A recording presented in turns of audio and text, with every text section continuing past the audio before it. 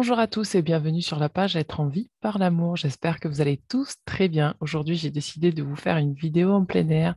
Donc, je m'excuse d'avance pour les bruits de l'extérieur que vous risquez d'entendre dans cette vidéo. Normalement, ça devrait être bon puisque j'ai fait le réglage auprès du logiciel que j'utilise. Donc, théoriquement, les bruits de fond devraient être atténués. Aujourd'hui, je viens vers vous pour vous parler d'un sujet qui me semble crucial. C'est un sujet que j'avais déjà commencé à aborder dans mes dernières vidéos. Ça parlait des finances. J'ai reçu pas mal d'informations ces 2 dernières semaines sur tout ce qui concerne le domaine financier, puisque aujourd'hui, nous sommes nombreux à vouloir dépasser un cap.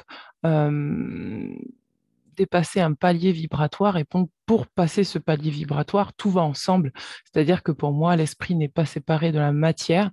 Et donc forcément, si vous passez un cap au niveau dimensionnel, au niveau vibratoire, forcément, vous passerez un cap aussi dans la matière. Ça va ensemble.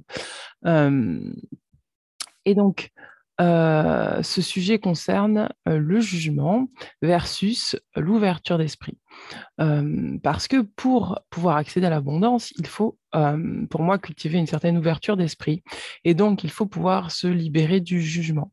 J'ai déjà fait quelques vidéos sur les finances, notamment comment la culpabilité entraîne des dettes financières. Là, j'aimerais aller beaucoup plus en profondeur et je vais vous raconter un petit peu ce qui s'est passé ces 2 dernières semaines dans ma vie qui m'ont permis de trouver des clés pour pouvoir accompagner des personnes qui veulent dépasser un certain stade financier. Donc, alors, ce qui s'est passé, pas plus tard que la semaine dernière, j'ai rencontré une dame dans un supermarché très connu. Alors, moi, je ne vais pas beaucoup dans les supermarchés, les hypermarchés. Et là, exceptionnellement, je me suis dit, je vais aller faire les courses à tel endroit parce que je n'avais pas envie d'aller à Biocoop ou à autre. Euh, et donc, je fais mes courses et je regarde un peu partout. Et comme je ne connais pas le magasin, je cherche où sont mes articles, dans quel rayon se trouvent mes articles. Donc, je tourne et retourne et retourne. Je me dis, mais c'est incroyable. Je ne sais pas du tout où se trouvent ces articles-là. Quand on ne connaît pas un magasin, forcément, on cherche on cherche ces articles dans les rayonnages. Et je croise une femme qui capte mon regard et qui me dit, euh, c'est incroyable, il n'y a rien dans ce magasin. Et moi, je m'arrête 2 minutes, je me dis, waouh. De suite, ça me fait, oh, il n'y a rien dans ce magasin. Et je lui dis, bah, pour moi, c'est pas qu'il n'y a rien dans ce magasin, c'est juste que je ne sais pas où se trouvent les choses. C'est comme si elle m'avait capté dans une certaine énergie et qu'elle m'avait vraiment ouvert la porte pour que je puisse entendre quelque chose. Donc je lui dis, non, moi, c'est juste que je cherche mes articles et que je connais pas le magasin, mais pour moi, oui, il y a beaucoup de choses dans le magasin, quoi. Et je continue mes courses, elle continue ses courses. Et comme par hasard, j'arrive à la caisse, il n'y a pas de hasard, j'arrive à la caisse et bam, je tombe sur cette femme qui est juste devant moi et qui attend. Et je lui demande si elle attend la caissière pour passer à la caisse ou si je peux passer devant elle. Elle me dit non, j'attends juste un article. J'ai demandé à la caissière d'aller me chercher un article en réserve. Et puis elle me rajoute, c'est incroyable, toutes les choses que j'ai demandées sont en pénurie, il n'y a rien dans ce magasin. Et elle me rajoute ça. Et je me tourne, je vois la vendeuse qui arrive et qui lui dit, non, non, madame, je suis désolée, on est en rupture de stock sur ce produit-là. Et là, elle commence à rire, elle me dit, mais ça fait le 6e article que je demande, qu'ils n'ont pas, etc. Et moi, je regarde mes courses, je me dis, mais incroyable, moi j'ai tout ce dont j'ai besoin. Et comment c'est possible ça? C'est comme s'il y avait une espèce de dualité qu'on me demandait d'observer. Donc j'observe cette dualité et je capte la dame, et là, j'en ai des frissons dans tout le corps. Et je la laisse parler parce que je sens aussi qu'elle est hypersensible et qu'elle a fleur de peau. Et je lui pose et je lui dis, Madame, c'est une question d'état d'esprit, de manque. Et parce que je sens qu'elle vibre le manque à fond. Et puis là, elle me raconte, elle me dit, oui, en plus, oui, elle me dit, oui, vous avez raison, parce qu'elle m'a capté de suite, elle me dit, oui, vous avez raison. C'est-à-dire que dès le début de notre première rencontre, je pense qu'elle cherchait une réponse, et comme énergétiquement elle m'a capté, c'est comme si moi j'étais vecteur de sa réponse. Donc elle me dit, oui, vous avez raison, effectivement, j'y avais pas pensé. Et puis elle continue, et puis j'entends encore râler, je l'entends se plaindre et tout. Et puis elle finit par dire oui, en plus, c'est même pas pour moi, c'est des courses pour mon père. J'ai pas été le voir depuis 15 jours. Et alors que je dois lui faire les courses une fois par semaine. Et j'entends dans son discours énormément de culpabilité, énormément de. Je sens qu'elle n'arrive pas c'est comme si elle n'arrivait pas à dire non, et c'est comme si en fait elle avait du mal à s'affirmer. Et donc c'est à ce moment-là que je comprends que si elle ne trouve pas les articles, c'est parce qu'il y a deux énergies en elle. Il y a l'énergie de son père qui fait autorité à l'intérieur d'elle, et il y a sa propre énergie qui a envie de faire autre chose que d'obéir à son père. Son père est âgé, elle certes, elle souhaite l'aider, mais elle n'en a pas envie. Et c'est là que ça devient très difficile en fait à tirer l'abondance à soi quand on est dans deux énergies contradictoires et quand on a envie de faire quelque chose, mais qu'on ne s'autorise pas à le faire. Et parce que voilà, on se sent contraint de faire les choses. Et ça, c'est de l'ordre des obligations. C'est-à-dire qu'à chaque fois qu'on juge ce qu'on fait, à chaque fois qu'on se dit non, mais je devrais faire ça, je dois faire ça, il faut que je fasse ça, vous vous coupez naturellement de l'abondance, vous vous coupez naturellement du flux d'énergie que vous souhaitez apporter dans la matière. Et donc, ça se traduit comment? Ça se traduit par des manques, par du manque matériel, par de la pénurie.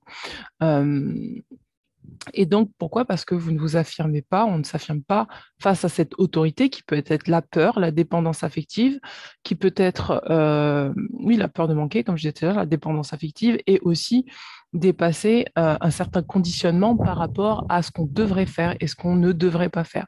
Ça, c'est quelque chose de très subjectif. Dépasser la morale.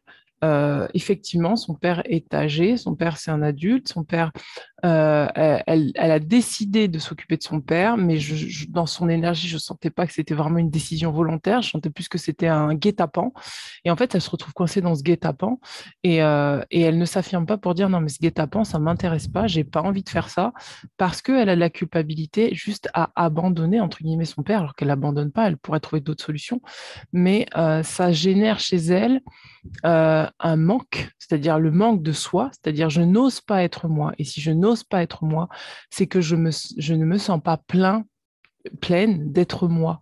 Et donc, en n'osant pas être elle-même, elle se carence elle-même de sa propre présence et de ses propres inspirations et ses propres intuitions qui pourraient lui permettre de trouver une autre solution pour pouvoir pallier en fait à ce déséquilibre, puisque c'est comme si quelque part elle se soumettait à une autorité qui est à l'extérieur d'elle, qui ne lui correspond pas du tout.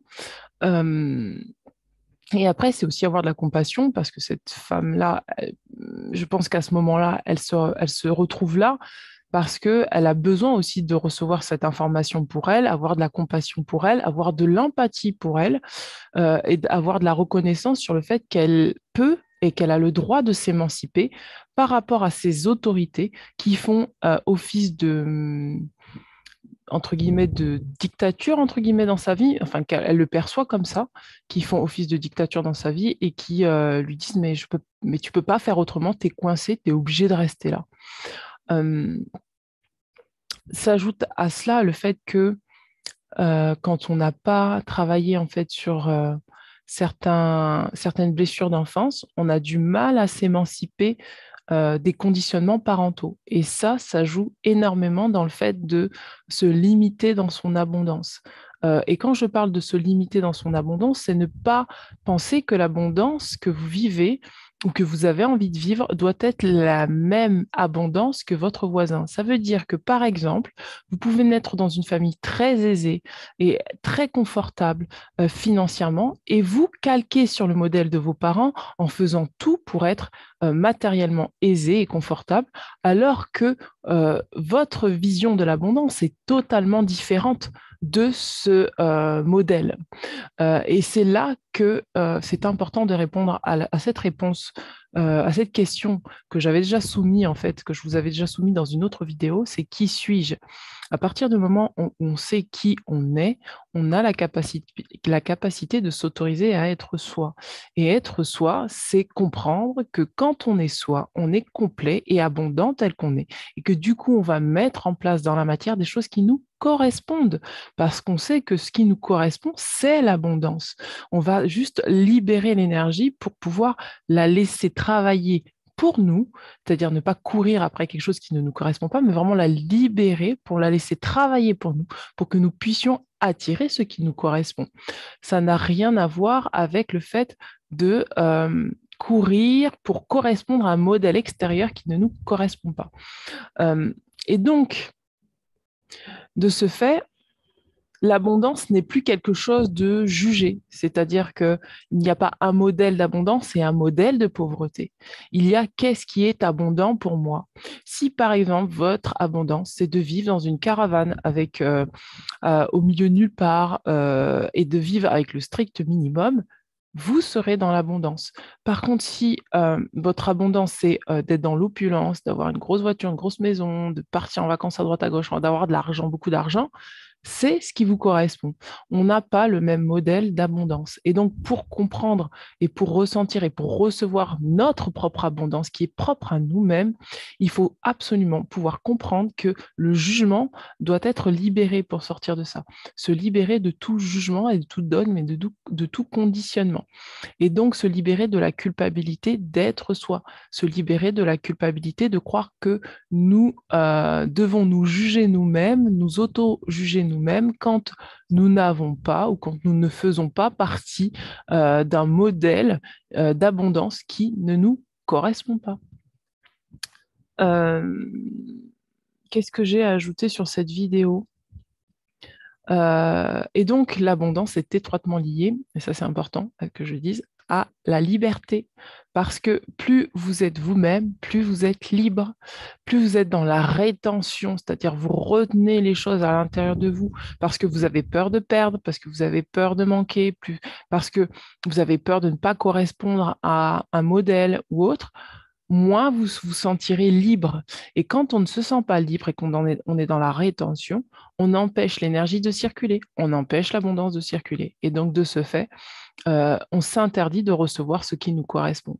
À l'inverse, quand le donner, le recevoir est fluide, c'est-à-dire je donne à la vie ce que je suis entièrement ça, je donne à la vie, je reçois ce que je donne et je suis libre de recevoir et de donner librement.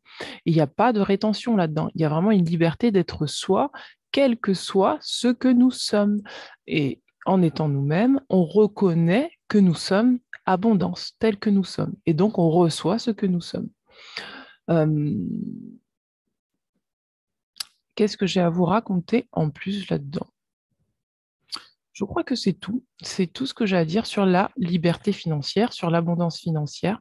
Euh, Sortir du dogme et des conditionnements de la manière dont on reçoit l'abondance financière, sortir des modèles préétablis sur ce qu'est vraiment être dans l'abondance financière, ne pas se reconnaître à travers des abondances qui ne sont pas les nôtres, comprendre ce que nous sommes, comprendre qui nous sommes et comprendre que parfois ça j'avais oublié de vous le dire, parfois des propositions qui ont l'air très alléchantes et qui peuvent nous apporter vraiment une abondance financière énorme, n'est pas forcément ce qui nous correspond. Et je pense que c'est important de le dire parce que des fois, la vie nous teste en nous proposant des situations où c'est comme des paillettes, vous voyez, vous dites, waouh, si j'ai ce job, je vais gagner tant par mois, je vais avoir ça, si j'ai tel partenariat, telle proposition, waouh, je vais être connu, je vais gagner tant par mois, mais est-ce que réellement ça vous correspond? Est-ce que réellement c'est en accord avec vos énergies? Est-ce que réellement vous allez vous respecter en acceptant ce genre de situation? Et c'est pas à juger, c'est juste est-ce que c'est bon pour moi? C'est juste la question à vous poser. Est-ce que c'est bon aujourd'hui pour moi de recevoir ça? Financièrement, ça peut être bon, mais peut-être que potentiellement, ça va vous gâcher intérieurement parce que ça ne correspondra pas à ce que vous êtes vraiment dans votre cœur. Je vais vous tirer une carte, l'oracle des anges de l'abondance. Je ne vous ai pas raconté la deuxième situation, mais je vais vous la raconter pour ceux qui veulent rester avec moi sur la vidéo. Parce que c'était quand même très flagrant que la vie m'envoie ça, m'envoie ça comme ça, quoi. La carte pour moi ici maintenant. Voilà. On vous dit. C'est vraiment incroyable. Visualiser l'abondance sous toutes ses formes. Visualiser l'abondance sous toutes ses formes. C'est sortir de la limitation de ce que c'est que l'abondance. On vous dit, Dieu vous a donné un pouvoir spirituel qui permet que tout ce que vous visualisez se réalise. Si vous ne visualisez que de belles choses saines, positives et remplies de bienfaits, c'est ce que vous obtiendrez. On vous demande de visualiser l'abondance sous toutes ses formes. Sous toutes ses formes, ça veut vraiment dire sous toutes ses formes. C'est-à-dire que ce qui peut être abondant pour vous ne l'est pas forcément pour l'autre, mais vous avez votre propre vision de l'abondance et c'est à vous de faire des visualisations pour pouvoir attirer cette abondance à vous. Alors, visualiser V. Qu'est-ce qu'on vous dit? Qu'est-ce qu'on nous dit? Alors,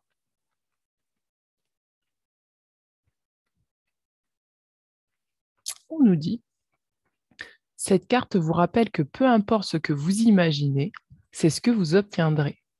Ainsi, les anges vous incitent à visualiser vos désirs au lieu de vos peurs. C'est pour ça que tout à l'heure, je parlais du peur, de la manque, de la culpabilité, pas être assez, etc. Vous avez pigé cette carte pour vous aider à ajuster vos visions, y compris celles issues de vos pensées et émotions. C'est pour ça que je parlais tout à l'heure des croyances limitantes et de la culpabilité. Avez-vous tendance à envisager des scénarios les plus noirs? C'est une tactique de l'ego qui vise à anticiper et à contrôler l'avenir. Cependant, lorsqu'on visualise le pire, on invite ces expériences à se matérialiser. Et ça, c'est vraiment une notion importante. Quand moi, je suis partie faire mes cours, je ne me suis pas dit que je n'allais pas trouver le trois quarts des choses. Mais si, par exemple, j'avais dans ma tête l'idée que je ne trouve jamais rien et que je ne vais jamais rien trouver, forcément, la vie m'aurait amené cette réalité. Tout ce que vous avez visualisé existe sous forme d'énergie autour de vous. C'est pour ça que je vous disais, savoir qui vous êtes et pouvoir mettre votre énergie dans la matière, parce que cette énergie, c'est ce que vous allez recevoir en retour autour de vous, qu'on appelle forme pensée, donc les égrégores. Les anges, les clairvoyants, les personnes d'une grande sensibilité peuvent discerner ces formes pensées, car il s'agit d'une masse énergétique réelle qui prend la forme de ce qu'on a visualisé. Si par exemple vous imaginez une nouvelle maison, une masse énergétique de forme pensée représentant une maison flottera près de votre tête et de vos épaules. Et c'est parce qu'ils l'ont ressenti que les clairvoyants peuvent dire vous êtes en train de manifester une nouvelle maison. Toutes les formes pensées finissent par se cristalliser en matière solide. Donc, c'est ce qui s'est passé dans le magasin, c'est-à-dire que la dame, elle a dû me capter, elle a dû savoir que j'allais lui donner sa réponse.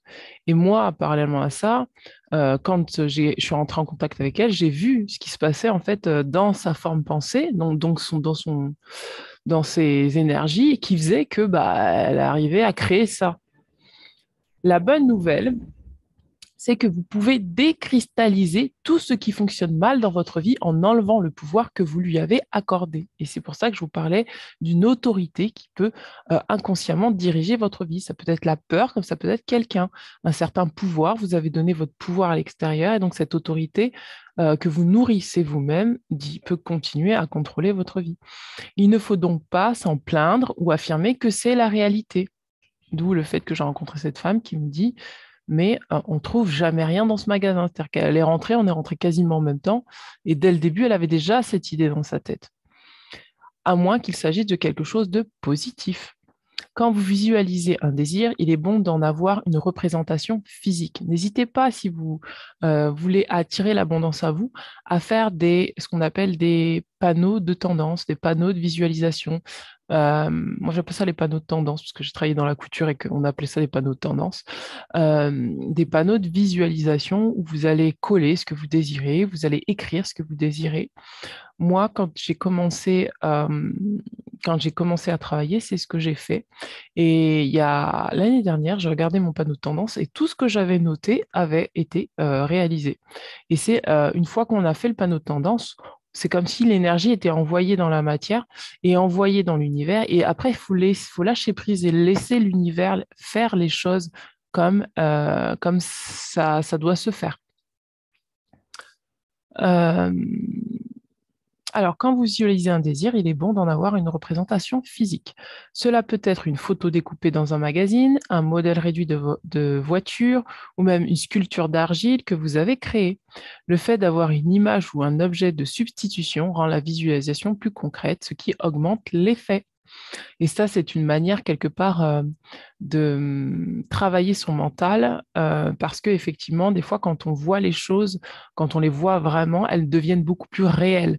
Et du coup, tout ce qui paraissait un petit peu des croyances qui paraissaient erronées et qui paraissaient un petit peu abstraites ont la possibilité de switcher parce que vous allez visualiser, donc vous allez voir, ah bah oui, mais c'est réel, ça peut être réel, c'est réel, et vous allez commencer à y croire. Le fait d'y croire, ça va entraîner votre mental à rester focus, à rester bien concentré sur votre désir et à vraiment le manifester dans la matière. Cela peut être une photo découpée dans un magazine, un modèle réduit de voiture, même une sculpture d'argile que vous avez créée. Le fait d'avoir une image ou un objet de substitution rend la visualisation plus concrète, ce qui augmente l'effet.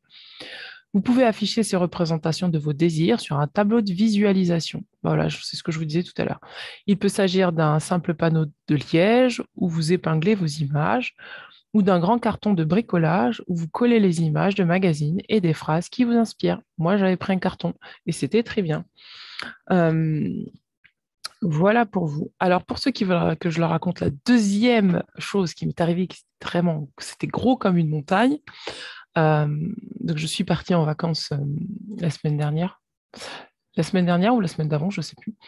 Et donc, j'ai pris un logement et j'ai pris un camping. J'ai pris un petit logement très sympathique où un couple nous a accueillis vraiment très bien, où il y avait vraiment tout le confort matériel et avec un tarif franchement dérisoire. Euh, et je me suis dit, waouh, je m'y attendais pas. Et en fait, le logement, mais vraiment était spacieux. Il y avait tout ce dont on avait besoin.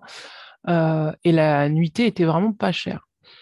Euh, je suis partie dans les Cévennes. Et, euh, et donc du coup, j'ai fait cette nuit-là là-bas. Et puis après, je suis partie, j'ai pris un camping qui avait l'air bien de l'extérieur. Et, euh, et il s'avère qu'en fait, le camping était très grand, avec des chalets en bois, enfin vraiment le truc sympa. Euh, mais c'était de l'extérieur. Et quand on y est rentré, bah, j'ai pu constater qu'en fait, le chalet était fait à la route de bric en brac et de trucs vraiment voilà, rafistolés, etc. Et puis, ben, la dame nous a conseillé de faire le ménage nous-mêmes pour pas payer surplus de ménage. Quand il fallait prendre le parking, on est avec deux voitures, donc la personne nous a dit oui, mais c'est peut-être mieux si si vous déplacez votre voiture plus loin, etc., parce que ça va vous coûter plus cher. Si vous achetez des draps, ça va vous coûter plus cher. En fait, il y avait ce truc où je me disais, mais est-ce que c'est la dame qui tient mon porte-monnaie ou c'est moi? J'étais choquée, je me disais, mais en fait, elle était plus inquiète en fait du coût financier pour, euh, pour moi que moi-même, en fait. Et c'est comme si, en fait, sa vision en fait de l'abondance n'était pas la même que la mienne. Et moi, d'abord, enfin moi personnellement, ma vision de l'abondance, c'est d'abord je favorise mon bien-être physique. C'est-à-dire que je vais pas me rendre esclave pour des finances pour 3 francs 6 sous. C'est pas mon objectif et pourquoi? Parce que déjà j'ai eu une expérience de vie qui m'a montré qu'en fait c'est pas ça pour moi l'abondance, c'est pas me tuer à la tâche pour pouvoir au détriment de ma santé, parce que j'ai une santé qui est quand même assez fragile en ce moment, entre guillemets fragile, c'est-à-dire j'ai eu un accident qui a fait qu'aujourd'hui, bah, j'en paye les conséquences. Et avant, j'étais une bête de somme, je travaillais comme une forcenée. Et donc, ma priorité, mon bien-être, c'est ma santé, c'est mon bien-être physique, et je ne vais pas troquer mon bien-être physique pour de l'argent. Et donc, du coup, c'est ça pour moi ma forme d'abondance. Et donc, du coup, cette femme, j'étais assez hallucinée parce que effectivement le camping était grand, etc. Mais je sentais que c'était pas abondant. Je sentais que c'était dans la rétention, justement. C'était vraiment la rétention. Elle était très gentille, très accueillante.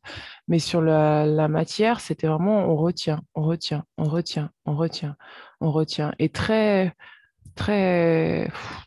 restrictif. Voilà, beaucoup de règles, très de restrictions dans le camping.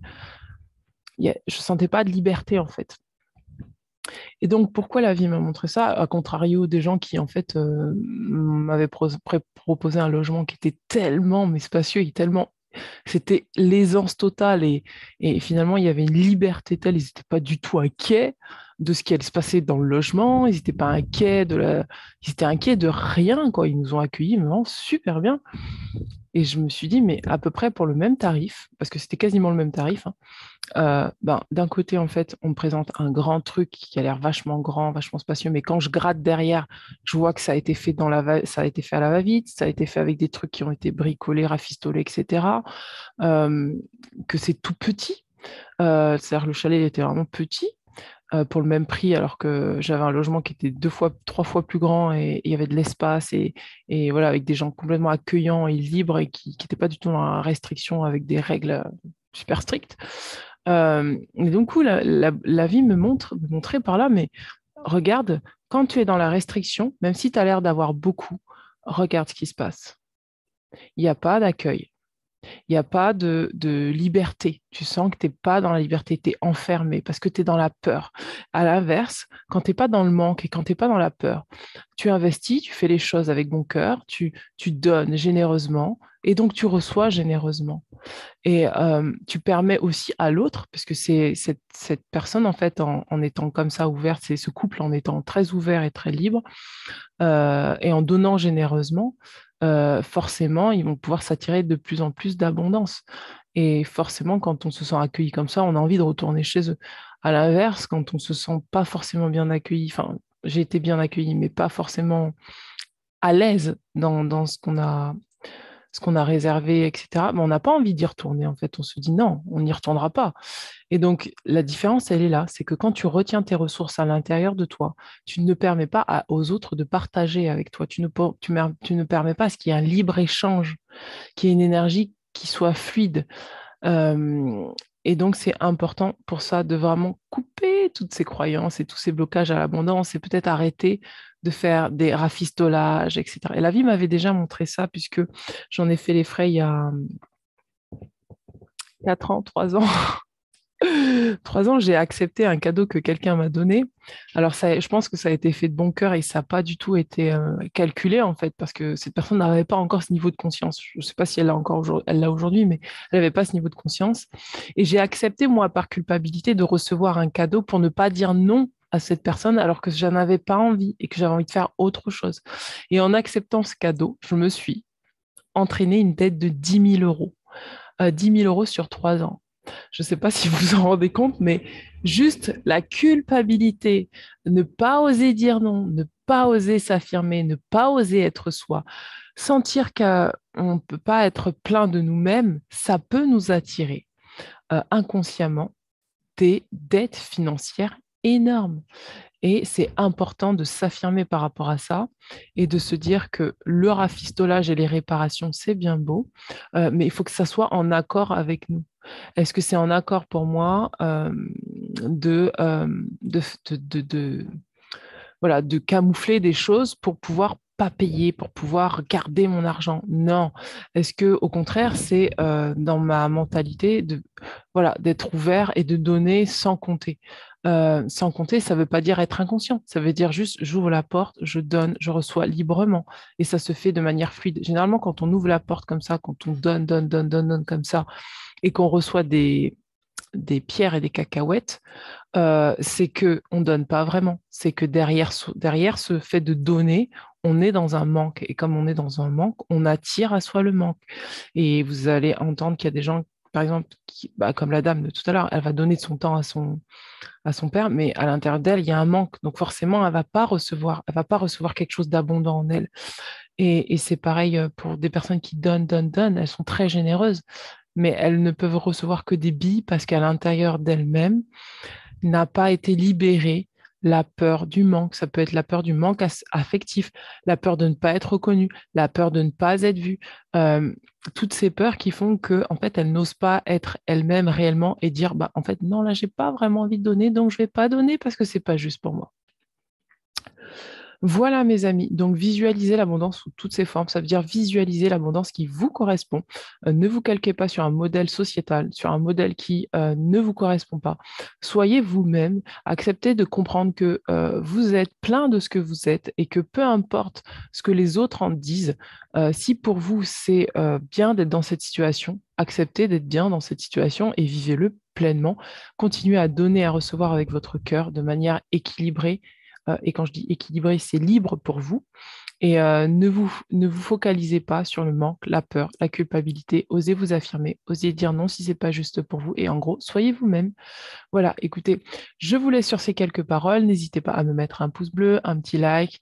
N'hésitez pas à me laisser un commentaire si vous souhaitez commenter cette vidéo et à vous abonner à la chaîne si vous n'êtes pas encore abonné. À très bientôt. Ciao, ciao.